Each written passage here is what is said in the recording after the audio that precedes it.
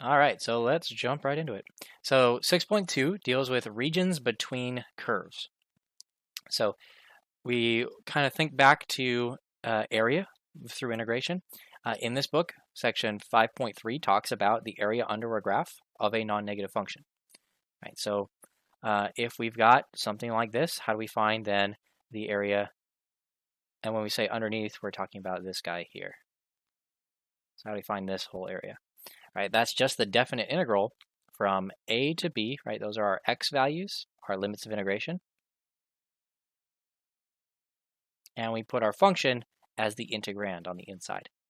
Then we put our differential, right? This tells us what variable we're using to go from. And I put that right there. Right.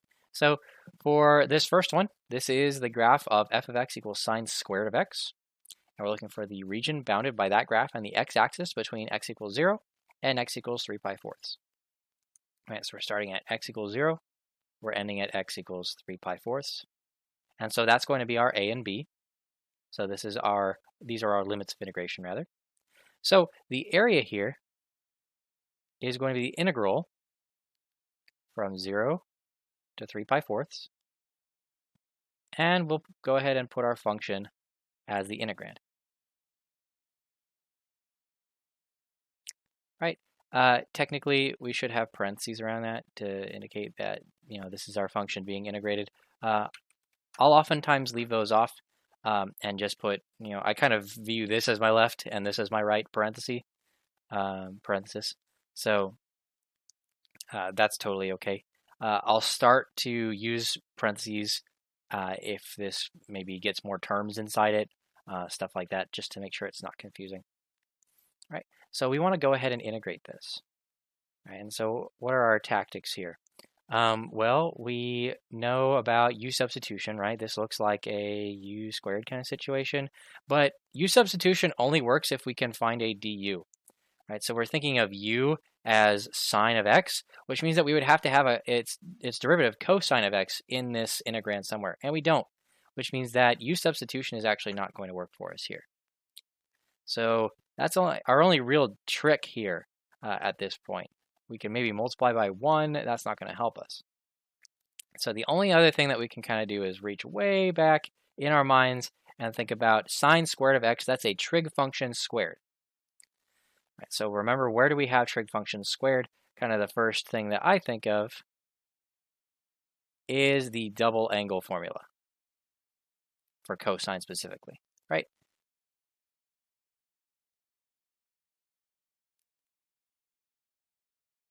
So that's one place where we have squares. Another place that we have squares, probably the first place that you thought of, is the Pythagorean identity. I'll just go ahead and put things in the same order here. Cosine squared of x plus sine squared of x. All right, so we have these two situations. And what we want to do is, this square is what's giving us trouble. It would be really nice if we could get rid of it somehow. We have these two relationships, so what we'll want to do is, we want to figure out some way, how do I get sine squared of x by itself, and then on the other side of the equation, I don't want any squares. Well, if I look here, I've got maybe sine squared of x equals 1 minus cosine squared of x. So now I have the sine squared on one side, but there's a square over here, which is not very helpful. If I were to put that into this integrand, I'd still have a square. No good. So I need to go further. I need to use both equations at once here. Right, so I know that sine squared of x equals 1 minus cosine squared of x. I can plug that in here, but then I'd have a bunch of cosines. I wouldn't have my sine squared of x. So what I'm going to do instead is I'm going to go back here.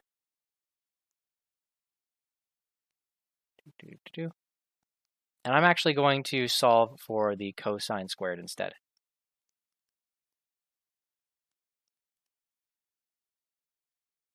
And now I'm going to take this guy, and I'm going to plug it into here. So I've got cosine of 2x equals 1 minus sine squared of x. Plugging something in, you better put parentheses around it just to make sure, right? And so we get cosine of 2x, is 1 minus 2 sine squared of x. We drop the parentheses and then combine these guys together. Right. So we'll go ahead and solve for sine squared of x. So I'll subtract 1 from both sides here. Go ahead and divide by -2. So we get sine squared of x equals 1/2 1 minus cosine of 2x. And that's going to be our power reducing formula. So remember, power reducing formula, we got this one. Our other guy here is 1/2 1 plus cosine of 2x equals cosine squared of x. And so we're going to need to use these a lot. We're going to be using this a lot. So make sure that you are basically really familiar with this. I don't have these memorized. What I have memorized is I basically just do this in my head, and I've done it so much that I've just gotten really fast at it. All right, and then you kind of have the idea that you can go from one to the other just by changing the sign. So whatever mnemonic helps you out. So we'll go ahead and apply this truth back here.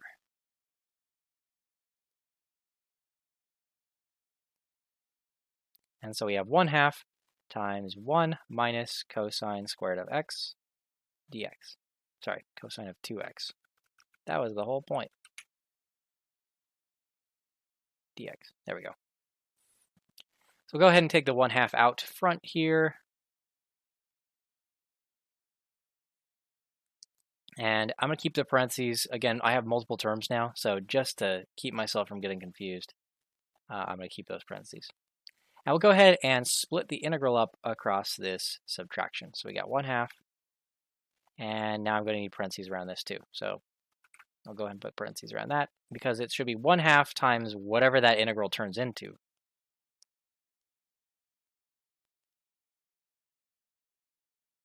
And so we have these two integrals here, cosine of 2x dx, and we'll go ahead and integrate. So in here, we've got x. We're going to evaluate that from 0 to 3/4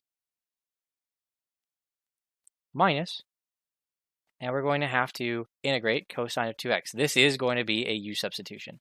It's going to be a u substitution that we're going to do so much that we're going to eventually stop writing this down every time. All right, but for now, we've got u equals 2x.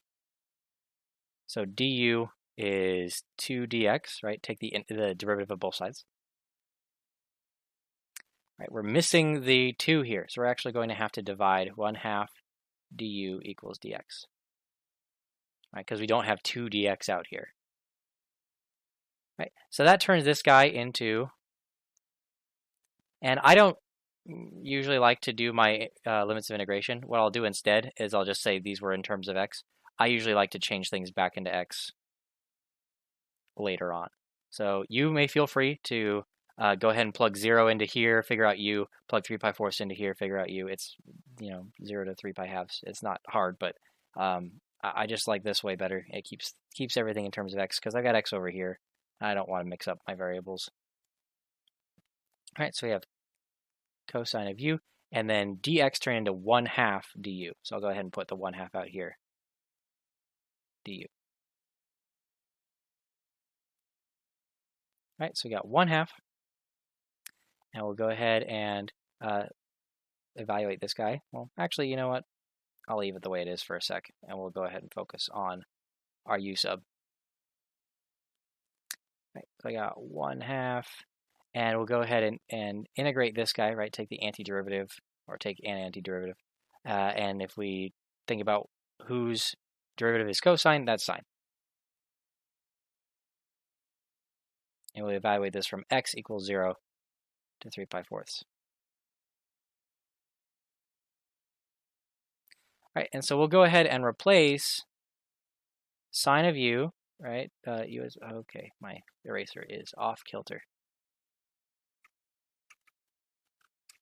Okay, so we'll go ahead and put this back in.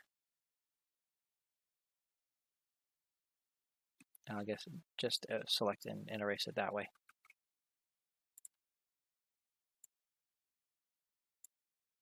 Oh, everything's off kilter. Hello. All right. So we'll go ahead and write in then, this is cosine of u, sine of u, which should be sine of 2x. And what I want us to do then is just examine what happened here from start to finish. And we'll go ahead and figure out where my eraser is. There it is. All right, so we're starting at 0, going to 3 pi fourths. So we started at cosine of 2x. We ended up with 1/2 sine of 2x. So the way that we will do this, whenever we have cosine of and then a constant times x, is you can just skip straight to doing the antiderivative of cosine of 2x, you get sine of 2x, and then dividing by whatever that coefficient is. So, for instance, if we had the integral of the cosine of 5x, we would go to 1/5 sine of 5x plus e. All right, so we're going to go ahead, and since we're going to do that so much, we don't want to belabor it, so we'll go ahead and just assume that we know that.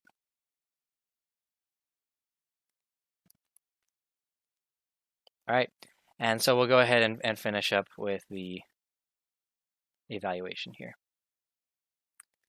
So we got 1/2, and since I've got two things I'm going to evaluate here, I'm going to put each of them in parentheses, which means I have to change these guys to brackets. We've got 3 pi fourths minus 0 minus 1/2 of the sine of 2 times 3 pi fourths is 3 pi halves minus the sine of 0. So we've got 3 pi fourths minus 1/2 sine of 0 is 0, and we've got sine of 3 pi halves is going to be -1. So we got 1/2 times 3 pi fourths plus 1/2. And so we've got 3 pi eighths plus 1/4. And that's going to be our answer. Technically, we should be saying this is square units. Not significantly important for us at this point. But just to kind of look back, this is the amount of work that I expect to be shown for a problem like this. We don't want to skip a lot of steps. Feel free to kind of just do the basic multiplication when you're evaluating. That's okay. I would still advise you to write out those steps as well. You'll have more room than I will. I advise you to write out all the steps, but this is the minimum. Anytime you skip steps, you're going to end up with mistakes pretty much. So keep that in mind. And this is a pretty good way to show the work as well. I definitely recommend doing things vertically. If you're doing things horizontally, I guess I can't really stop you, but it's going to be really hard to read. All right, so and then this note here says, recall properties of definite integrals from section 5.2 of our book. And again, since you have the e-text, you can actually look at these if you wish. Allow us to calculate areas of regions separately. So you can kind of break a region up into different sections wherever it's appropriate. Remember, that usually deals with if we have something like this guy, where that scrolled funny. Go ahead and put it over here. If we've got, say, something like this, and we want to find the area between these two x values, right? We break it up into this section and then also this section, and we add those together. So we'll go ahead and look at this next one here. Find the area of the region bounded by the graph of fx equals tangent of x and the x-axis on -pi3 to 0. All right, so we're going to have to, again, more trig, we have to recognize what the tangent graph looks like. There's going to be tons and tons and tons of trig here. So make sure that you're very familiar with the unit circle. You should know this by like the back of your hand at this point. And also, we're going to be bringing these graphs back and recognizing these as well. Lots of use of these graphs in this class. So we'll remember the tangent of x. It's got undefined values at -pi halves and +pi halves. All right, so if we're looking at negative pi thirds to 0, we're looking at, let's see, about here. That's going to be about negative pi thirds. And then to 0 up here. So we'll go ahead and look for this area in here. And it says find the area. Remember, finding the area versus the net area. Finding the area means that we're actually going to be taking this and making it positive, right? So we have an area underneath the axis, sorry, a net area underneath the axis. So we're going to have to take the absolute value of our guy here. And we're going from negative pi thirds to 0.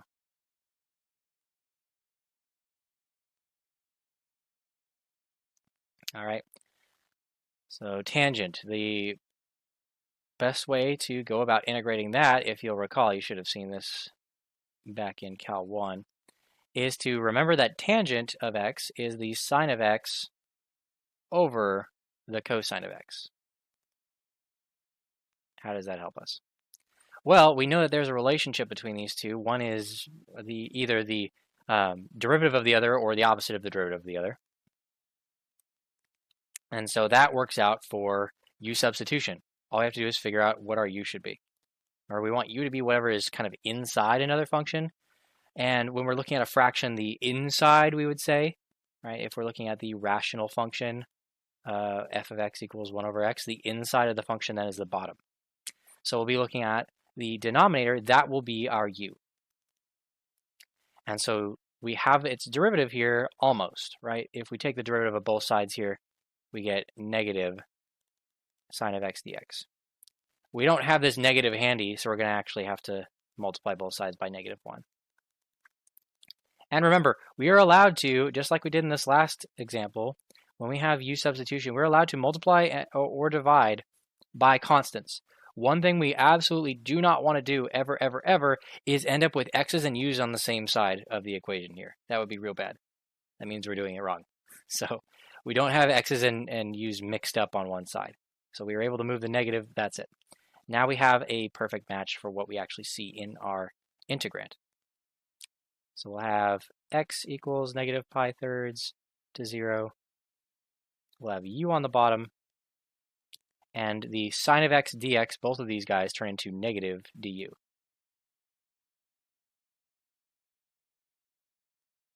All right, or you could do negative 1 and put the du off to the side.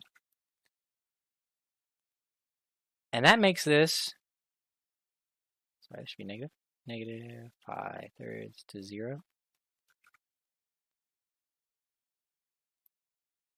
And I'm evaluating this, so actually I didn't need to write that. That makes this 1 over variable, right? That's going to turn us into natural log. And I try to do a cursive L because it looks a lot like a 1 or an absolute value bar. So just for clarity's sake. So I've got negative natural log of the absolute value of u. And we're evaluating this from x equals negative pi thirds, and that negative disappeared again, to 0. Then we're taking the absolute value of it. So it's getting a little funky here. There's an absolute value on the u. Then we're taking this natural log, and we're evaluating it, and then we're taking the absolute value at the end of it. All right.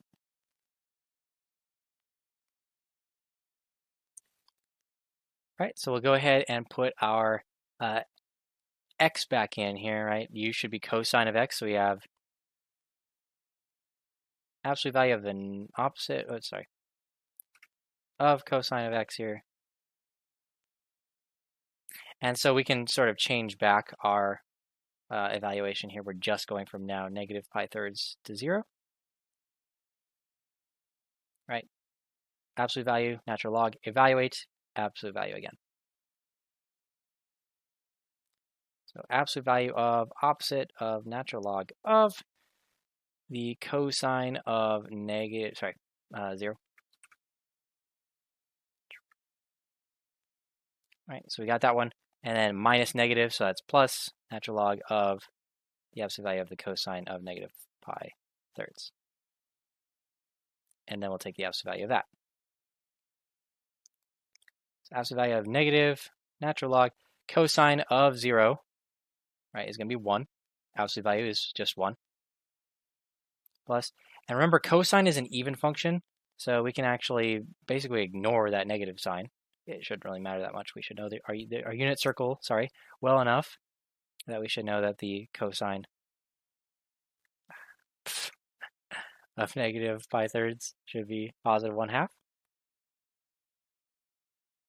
Right, and so we've got, if I swap the order here, natural log of 1/2 minus natural log of 1, which, wait a minute, that's 0. And the absolute value of the natural log of 1/2 is just the natural log of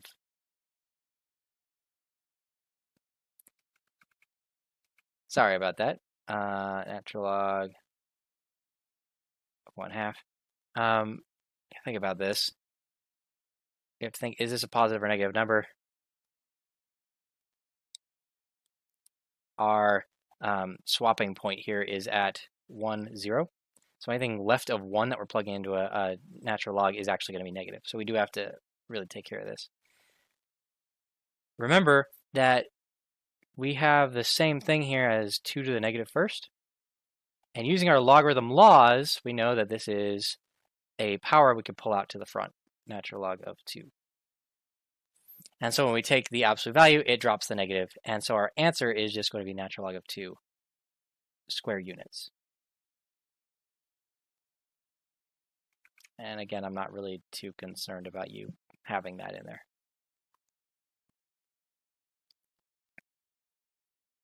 Okay.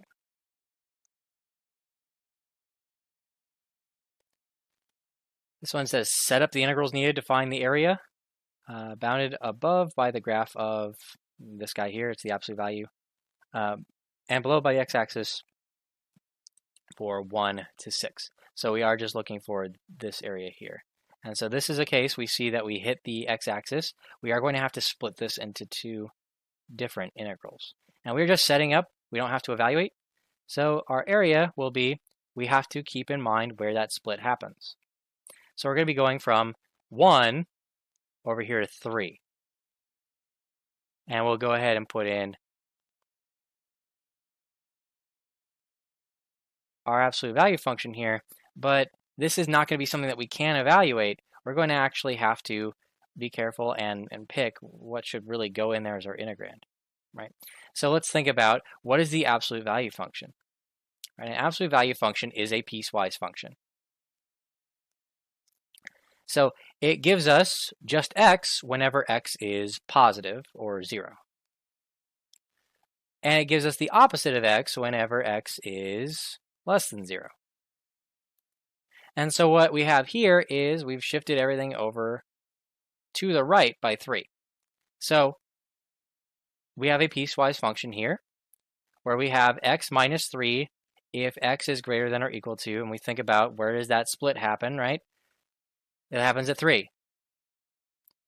The way to figure that out is you set x minus 3 equal to 0 and you just solve for x. That's how you figure out kind of your center point for your absolute value function, right? So 3 is our center point. So we have 1 for greater than or equal to 3, and we have 1 for less than 3. For less than 3, it's going to be the opposite. So we have a negative that we'll have to distribute. So I have 3 minus x. And so this is going to be our function represented without absolute values. So when we are putting it into our integrand, oh, now it's dead center. We're putting this into our integrand. We're talking about the left side here, the left piece. That's going to just be x minus 3.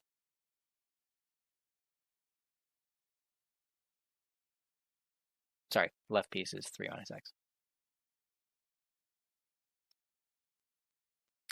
All right, so that's the left piece, this guy here.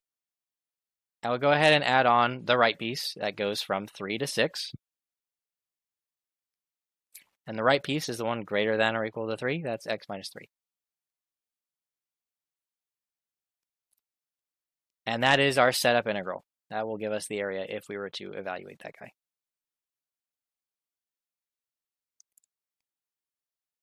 All right, so now we'll kind of get into the nitty-gritty of this section. That was a good little review. So we'll go ahead and look at the region bounded by graphs of 2 continuous functions. And so we're going to have an f of x above and a g of x below. Right, so let me go ahead and I've got these pictures. If you open up the Word document on our eCampus page, you can actually click these and it'll download for you. So let me go ahead and get those up. Again, you'll need Wolfram CDF player. It's free. So if you really want to look through these and kind of play around with the sliders, you can go ahead and do that. Let me get that up in a second. Right, so on top here, we see our f of x. On the bottom, we see our g of x. And we're looking for the area in between the two functions. Right, normally we would have the top function and then just the x-axis. So now we're actually changing the bottom. So what we're going to do is we're going to kind of quickly talk through how the Riemann sum would work in this situation. All right, we're not actually really going to be doing a lot of Riemann sums in this class, but we are going to talk it through. So what we'll do is first we'll talk about making some rectangles in between the two functions. All right, so we're going to do that by taking the interval that we want from A all the way over here to B and dividing it into subintervals. Right, and n is going to be our operator that divides it into subintervals. So let's say we're starting with 3 here. So our width of our rectangles is the width of our subinterval, which is b minus a over n. So that's the width of these rectangles. They're all equal here. On each subinterval, build a rectangle from the lower curve to the upper curve. And so we have all these rectangles here, and we have to kind of decide then, remember, do we want the pieces touching on the left side? Do we want it in the middle? Do we want it on the right side, or some kind of random piece here? So it looks like we're just about at midpoints here. We'll call these midpoints. So it looks like we're touching at the midpoints of each of these. And so once we've got that, we choose that point where we build the height. That's going to be our x bar sub k. In that case, that's this point here. Right, that's where it's touching each of these curves. All right, and so we think about the height of the rectangle. What's the height of the rectangle? Well, the height from the x-axis to the top curve is f of x bar sub k. Right, so that's that little bit. What is the rest of the height? It's from the x-axis down to the bottom curve. Right, so that this length here is the absolute value of g of x bar sub k, right? This is a negative value we would get if we plugged in x sub k here. So we have to kind of positivify it, right? And so in this case, we would subtract the negative, so it would end up being 2 positive numbers we're adding together. And that'll give us the height of our rectangle. So the height of our rectangle is plug that value here into f minus plug it into g. And then you're going to multiply by our delta x, which is the width of the rectangles. And you'll do that for each rectangle, and you'll add it all together. Again, we're not really going to get into the Riemann sum here any further. We're not actually going to be doing it ourselves very much here. So we'll give an approximation. And again, when n is greater, we get a better and better approximation.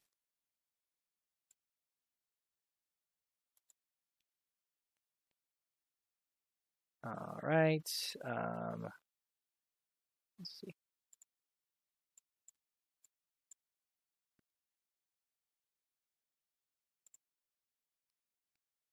There you go. So you can see as we change n, as we make n bigger, we get a better and better approximation. The kind of bits that are sitting above the curve, above the top curve and below the bottom curve are getting smaller. All those gaps are getting smaller. And so again, if we let n go to infinity, take the limit of that Riemann sum, that's going to be an integral. And so we're going to get, not you, we'll get this integral here. And so we can see we've got all these rectangles and we're just letting n go to infinity. And so we really got all these k's that we're doing. Again, we should remember most of this from Calc 1. And so we get an integral of the function f minus g. So remember, f of x minus g of x is the length of the rectangle, dx is the width. It's the same kind of analogy as with the Riemann sum, right? So instead of using the x sub k's, we just say x in general. And instead of using the delta x, we use the differential dx. Right? So that's going to bring us to our definition. If f and g are continuous functions, and we're going to choose f of x to be the top function. That's all that this inequality is really telling us, that we've got a top function and a bottom function. So the area of the region bounded between the two curves on a to b is the integral of the top function minus the bottom function from a to b. Right? So for instance, if we want to find the region between f of x equals 1 over 1 plus x squared and g of x equals x minus 1/2 between the y-axis and x equals 1, right? The y-axis is where x equals 0. So we're looking at this space right in here. We want to find what is this region. And so we just have to determine what is the top function and the bottom function, and we'll plug in here. So this one should be a line, right? X minus 1/2, that's going to be this guy. This is g of x. And so that leaves this guy to be f of x. So our top function here is going to be this guy. So we'll go from 0 to 1, and this is going to be our area. 1 over 1 plus x squared minus x minus 1/2 dx. And as you can kind of imagine, what will often happen here is we'll usually be splitting these up. Go ahead and actually distribute that.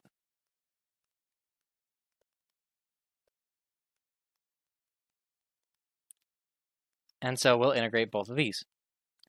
1 over 1 plus x squared, that is exactly the derivative of the inverse tangent function. So that's something that we're actually going to be using a lot as well, especially inverse tangent. We're going to be using inverse sine and cosine a few times, but we'll be using inverse tangent like multiple times every chapter. And when we hit partial fractions, piles and piles and piles of times in a single section. So recognize that. And then over here, we've got 1/2 x minus 1/2 x squared. And we'll evaluate that from 0 to 1 as well. All right. Inverse tangent of 1 minus inverse tangent of 0 plus, and I'll go ahead and bracket this guy up. 1/2 times 1 minus 1/2 times 1 squared minus 1/2 times 0 minus 1/2 0 squared. Do not take it for granted when you have x equals 0. Sometimes, it will make everything turn into 0 that it touches. Sometimes it won't, right? Especially like with cosines, right? If you're doing the cosine of 0, right, you should get 1. It's very tempting, I know, whenever you see a 0 to just say, oh, this part doesn't matter, we'll just do the 1. And that's true in some cases, and it's true in this case, but it's not true always. So just be aware. So inverse tangent of 1, what angle gives us a tangent value of 1? That's pi over 4. 0. 1/2 minus 1/2, and then 0 and 0. And so we just get pi over 4. And so this area is pi fourths, which is pretty neat. But that's how we find the area in between these two functions. Just integrate top function minus bottom function. All right, so again, we'll do another setup here.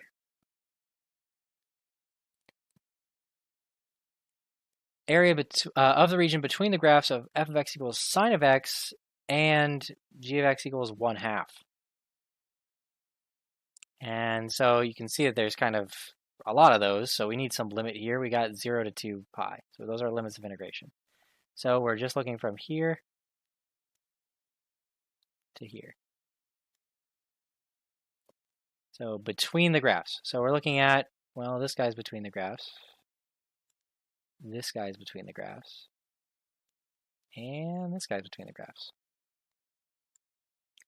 So you can see here that it's changing. We're again thinking what's on top, what's on bottom. Here the horizontal lines on top. Here the horizontal lines on the bottom. Here the horizontal lines on top again. And the sine does the opposite. Here the sine is on the bottom, sine's on the top, sine's on the bottom. So we have to figure out then, how do we break this into these three regions? What is significant about these points? These are the points of intersection. So we're going to have to figure out what are the x values of these points of intersection, because they'll determine which function is on top and bottom, which determines what integrals will look like, right? So to find the intersection, remember we're going to set these functions equal to each other.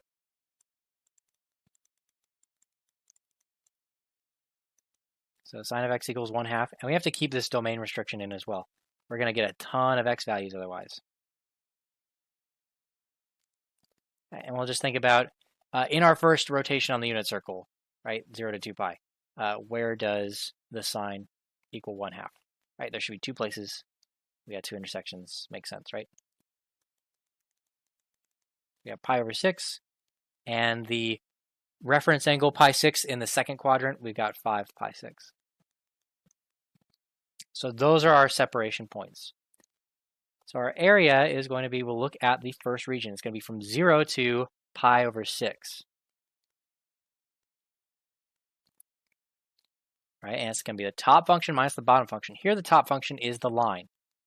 So we'll have 1/2 minus sine of x. Then we move on to our second region. The second region goes from pi over 6 to 5 pi over 6. Right, so from here to here, the sine is on top. So we're looking at sine of x minus 1/2 dx. And lastly, we add the third piece here. We got 5 pi 6, and we finish it up going all the way to 2 pi. And here, the line is on top. The sine function is on the bottom.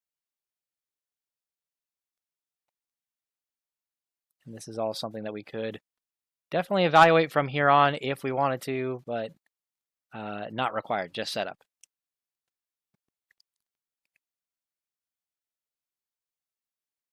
All right, so here's something that we're going to be doing a lot in this class as well, is taking stuff that we do in sort of the standard x direction, right? We broke up all of our integrals in x values. If you look back here, all of our rectangles had widths on the x and heights on the y, and we're going to change it. We're going to swap it around.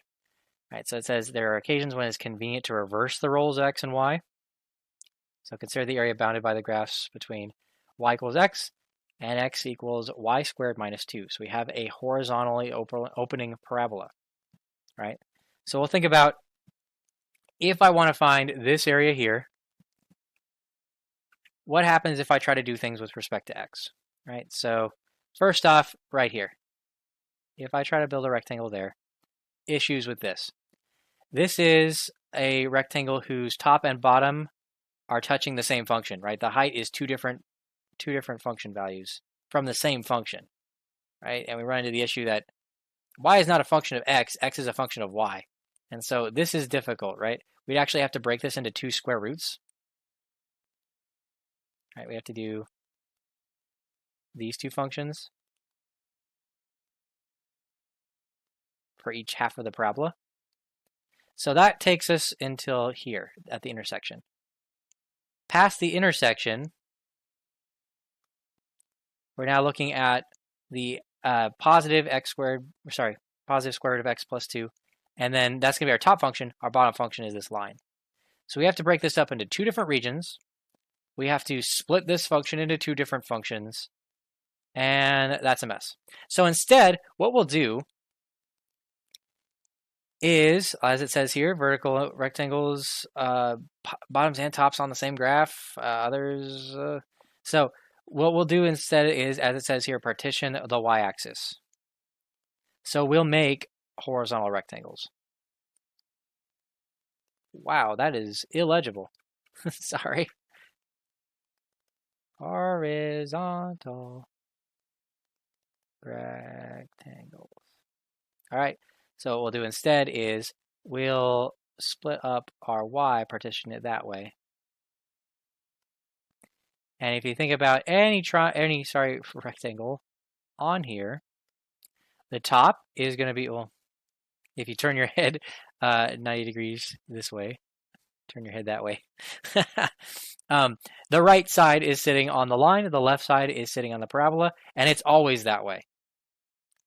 So instead of thinking of things as top and bottom, we're going to think of things as right and left.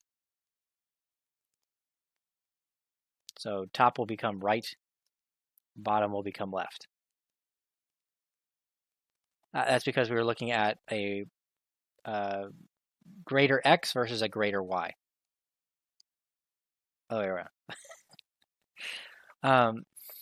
Yeah, it's another thing. Another thing about me is that I do have dyslexia. So I'll have to catch myself sometimes, and it's happened a couple times already. But yeah, so when we're swapping x and y, I can get a little in my head. So I'll do my best to keep things from getting to you. So yeah, instead of looking from top to bottom, we'll look from right to left. All right. So what we'll want to do then is think of these things the same way. What is kind of the quote-unquote height of this rectangle? Right. Well, if we look at things again with your head tilted, right, we're looking at the height being from the y-axis to this line minus the y-axis to this parabola, right? Because this is negative, so we have to subtract it. So if this here is, we'll call this f of y, and we'll call this guy g of y, then the height in this little section here is just f of y. And in this little section, it's going to be minus g of y. And so we add these two together, and we'll get the height of the rectangle. So instead of doing top minus bottom, we'll do right minus left in terms of y. Right. So find the area of the graph here. We know our integrand then. It's the right function, which is y equals x. So we're thinking of it backwardsy. So we're thinking x equals y. That's the right function minus the left function, which is y squared minus 2.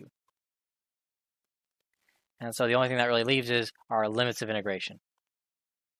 Limits of integration here are going to be, again, the intersection points. This is going to be a common theme. Our intersection points are going to be our limits of integration. So we have to figure out those intersection points by setting the functions equal to each other. We're in terms of y now, so we got to make sure we have y's left. Y squared minus y minus 2, this looks like a quadratic, right? Y minus 2, y plus 1. So y equals 2, y equals negative 1. So we're going from negative 1 to 2, and we can see in the picture that that matches perfectly. 1 and 2.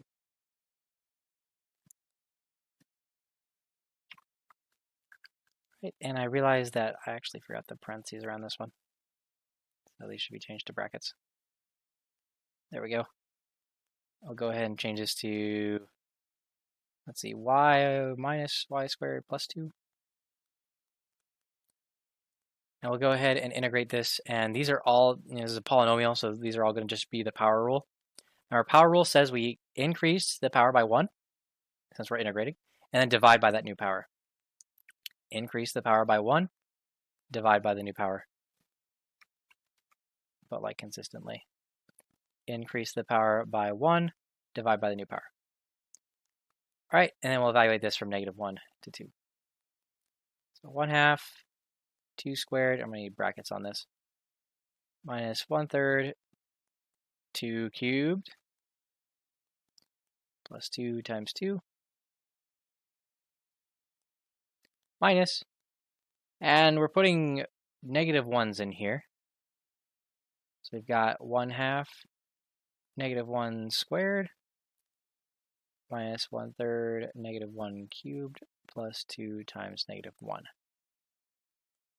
All right, so one of the 2's cancels here and here, so we get 2 minus 8/3, 2 cubed is 8, plus 4, minus, and then we got positive, so with a negative in front of it. Negative is positive with another negative. Positive, negative is negative. With a negative is positive again. So 2 plus 2 plus 4 is 8. That's a little high. 8. Negative 8/3 minus 1/3 is negative 9/3, which is negative 3. And then minus 1/2. All right, so we got 5 minus 1/2, which is 10 halves, minus 1/2, which is 9 halves units squared.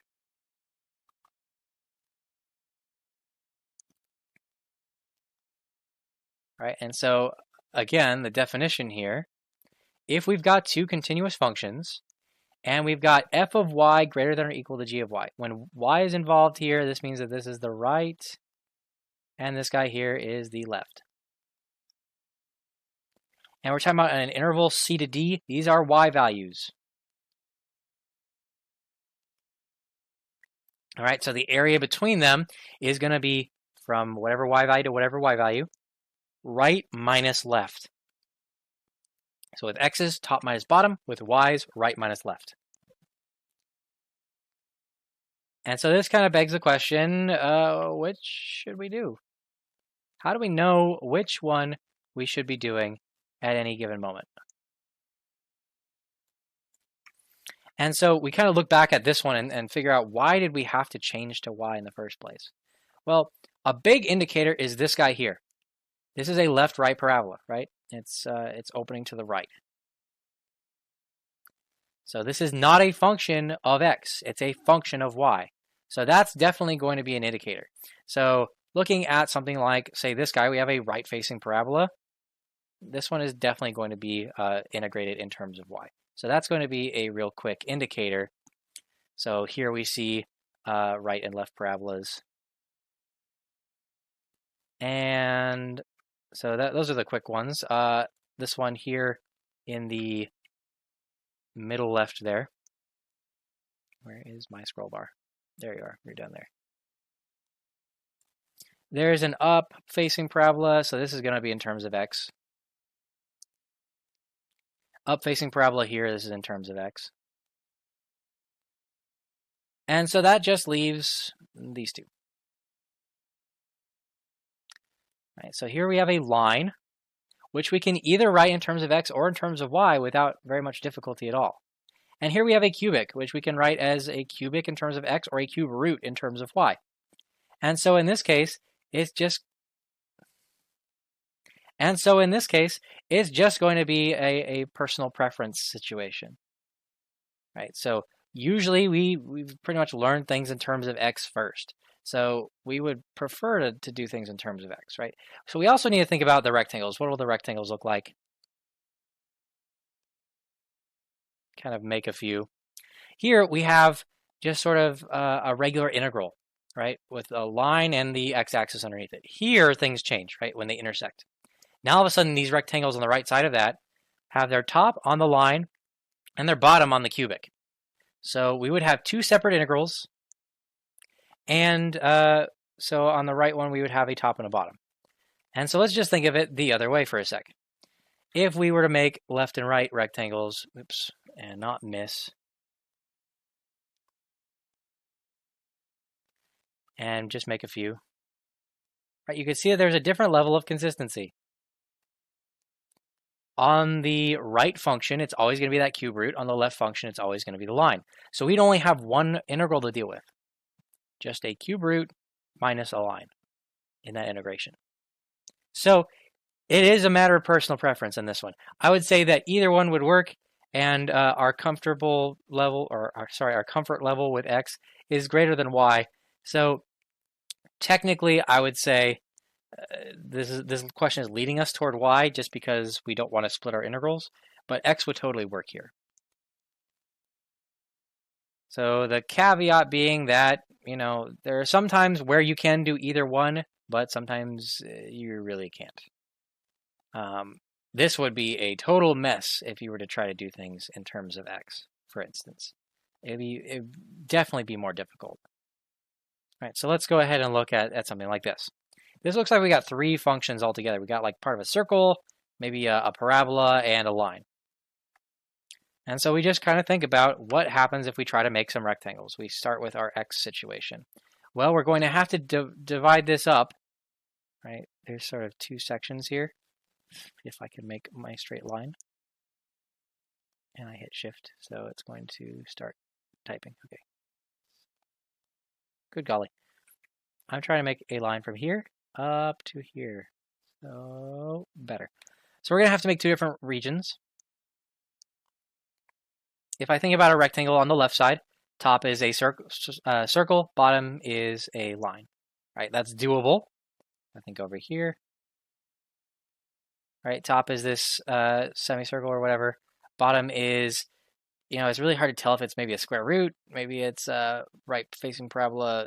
It's just the top half regardless. So a square root would be good enough to describe this. So this is definitely possible. All right, we have to split up into two. And so let's kind of look at it the other way. Maybe that's easier. Right, we'll have to turn your head, look from right to left. Right, we have a split in our y values right here. And this is a problem. Right, if we try to make a rectangle on the sort of top side of this, we have a rectangle that touches the same function twice. So that's definitely no good. This is going to be an x situation for sure. And so I invite you to kind of experiment a little bit when you have a problem to kind of see which method kind of it looks easier on the beginning. Again, look out for these kind of telltale signs. If you have a right-facing parabola and you're using both pieces, y. If you're got an up-facing parabola, you're using kind of both sides of it, x, right? So we'll go ahead and practice with this concept. So it's just set up the integrals. We've got a region, and we're looking at 3y minus x equals 6. So this is a line not in standard form, or it is in quote-unquote standard form, but not in slope-intercept form the way we like it. X plus y equals -2, and x plus y squared equals 4. All right, so we're going to want to figure out what is our variable of integration, because that will decide what variable are we isolating in each of these. So we'll go ahead and look at this region, and I see a left-facing parabola. So if I make a rectangle right here, no good, it touches the top and bottom on the same function. So we're going to do things in terms of y. Which means we're going to want to solve for x.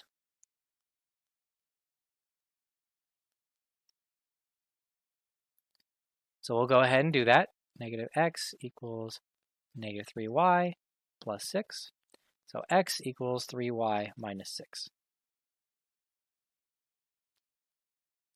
Here, x equals -y minus 2. And then here we have x equals -y squared plus 4. So we know, of course, that this guy is our parabola.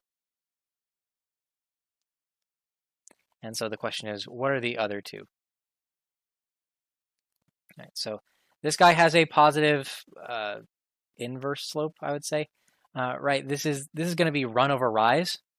Since we have in terms of x, this is run over rise. It is positive, so we're going to have a positive slope. That means that that's this guy. So this is x equals 3y minus 6. This one is going to be negative here. Negative run over rise, it's going to be the same as negative rise over run. So this is going to be our -y minus 2. And so we'll go ahead and start looking at our integrals here.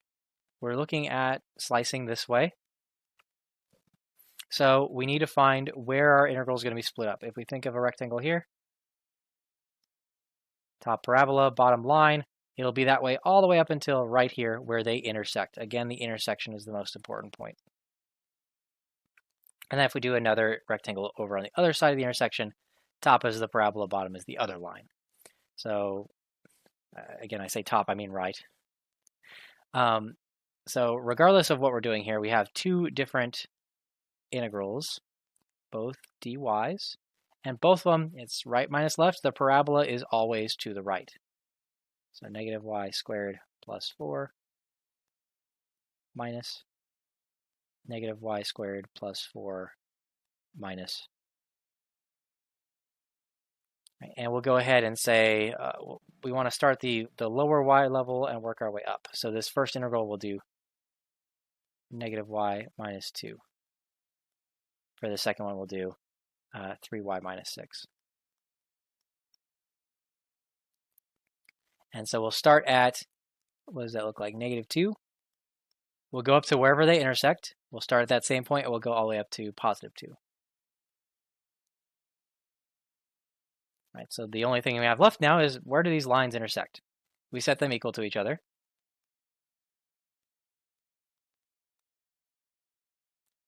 Let's add y to both sides. Add 6 to both sides. So y equals 1. So we go ahead and slip that there. That's where our regions change. And so this is our area. Again, just setting up, not solving. All right, and that's going to be it. Sorry. All right, that's going to be it for 6.2. So we'll go ahead and make sure that you've looked through all of the publisher materials, right? Those are part of your participation grade and the homework, and that'll all be due Sunday night at 11:59. Right, and that's the first week. Thank you guys so much, and we'll talk again next week.